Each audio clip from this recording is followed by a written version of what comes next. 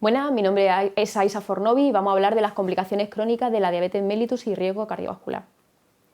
Dentro de las complicaciones de la diabetes podemos diferenciarla en función del momento de su aparición y así encontraríamos las complicaciones agudas y las complicaciones crónicas. Dentro de las complicaciones agudas encontramos las dos causas principales de hiperglucemia en los pacientes diabéticos, como son la cetoacidosis diabética y el estado hiperglucémico hiperosmolar. Sin olvidar la hipoglucemia grave, siendo todas ellas las principales causas de urgencia diabetológica, tributarias de ingreso hospitalario y que están asociadas a una elevada morbimortalidad. Dentro de las complicaciones crónicas podemos diferenciar las complicaciones microvasculares, que son aquellas que afectan a los vasos de pequeño calibre, y entre ellas encontramos la retinopatía, la nefropatía y la neuropatía diabética. Y entre las complicaciones macrovasculares, lo que sería el equivalente a la arteriosclerosis, encontramos la cardiopatía isquémica, la enfermedad cerebrovascular y la arteriopatía periférica. Y mención aparte merecería el pie diabético, que puede aparecer como consecuencia tanto de la neuropatía como de la arteriopatía periférica o en combinación de ambas.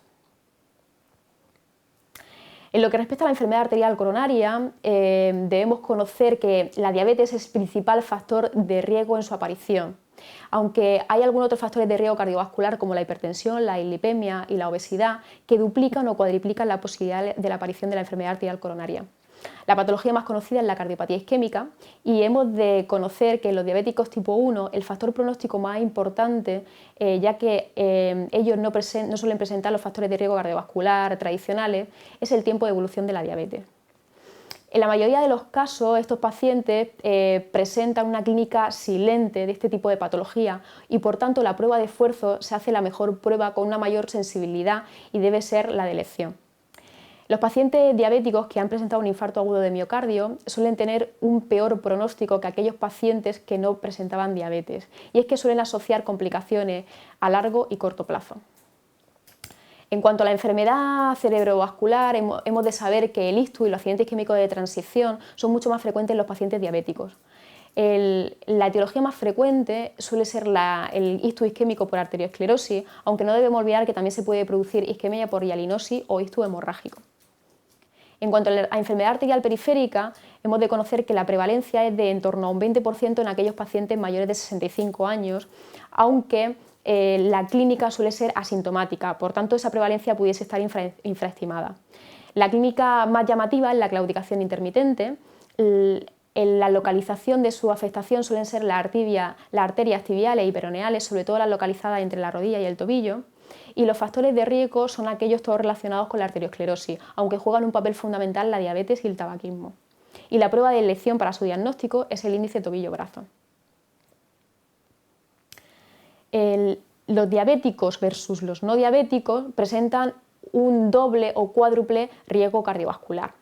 Hasta el 75% de los pacientes diabéticos que ingresan en el hospital se deben a complicaciones macrovasculares. Y es que la mortalidad llega a ser de entre el 70 y el 80% debido a esta causa.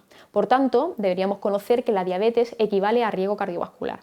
Aunque también podemos tener un paciente diabético de muy alto riesgo cardiovascular. Y estos son aquellos que tienen asociada enfermedad cardiovascular, ya sea silente o clínica, resistencia a la insulina y síndrome metabólico u otros factores de riesgo cardiovascular asociados como hipertensión, dislipemia, obesidad y microalbuminuria.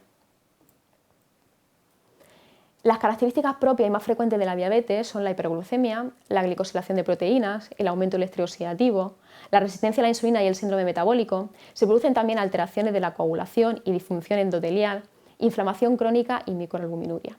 Y como factores de riesgo cardiovascular general encontramos la dislipemia, la hipertensión arterial y el tabaquismo. Debemos conocer que las características clásicas de la dislipemia diabética son un aumento de los triglicéridos, una disminución del colesterol HDL y un aumento entre leve y moderado del colesterol LDL. Suele haber un predominio de LDL pequeña y densa y un cúmulo de partículas residuales.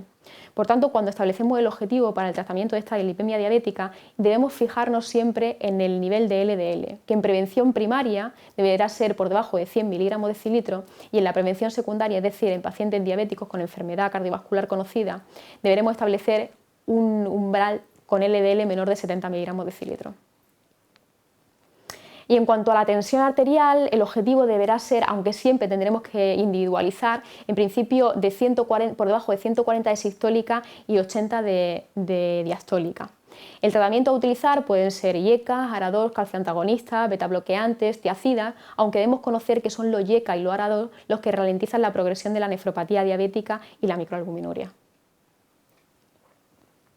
¿Y qué hay del síndrome metabólico? Pues conocer simplemente que es un factor de riesgo de enfermedad cardiovascular y diabetes, que no existe unificación en su criterio diagnóstico, puesto que las diferentes sociedades utilizan diferentes criterios diagnósticos para su definición.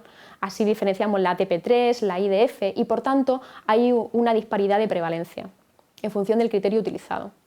En cuanto a la fisiopatología, aún está en discusión. No se sabe si lo primero que aparece es la resistencia a la insulina y esto genera obesidad abdominal, o es la obesidad abdominal que implica un aumento de grasa visceral con aumento de adipoquina y por tanto un estado protrombótico e inflamatorio, el que finalmente desemboca en una resistencia a la insulina y en síndrome metabólico. Muchas gracias.